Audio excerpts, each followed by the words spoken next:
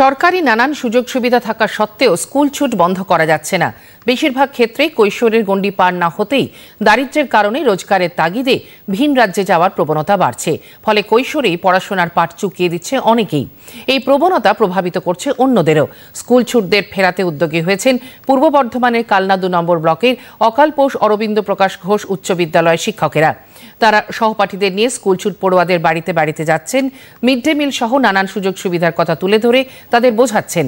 স্কুলে না যাওয়ার কারণ জানতে চাইছেন, অভিভাবকদের বোঝাচ্ছেন কোনোভাবেই যেন তারা ছেলে মেয়েদের স্কুল ছাড়ানোর কথা না ভাবেন।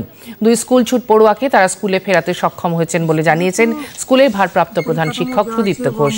মাস্টারমশাই যা আছে যথেষ্ট ভালোভাবেই পড়াশোনা করায় বা এমনি আদর যত্ন যা করে বা সরকারি পরিষেবাও যা দেয়, মানে খরচা ড্রেস থেকে বইপত্র, মিড ডে মিলের খাবার, তারপরেও গার্জেনরা কেন এইদিকে মুখ ঘোরাচ্ছে আমি বুঝতে পারছি না। আমার মনে হয় ওরা ওই বাচ্চারা খেলাধুলায় এইসব ব্যস্ত হয়ে যাচ্ছে আর পাশে গার্জেন লক্ষ্য রাখছে না, তাদের গার্জেন কাজের জন্য বেরিয়ে যাচ্ছে। আমরা 3 জনের বাড়ি অলরেডি গেছি এবং 3 জনের মধ্যে থেকে 2 জনকে আমরা ফিরিয়ে আনতে সক্ষম হয়েছি।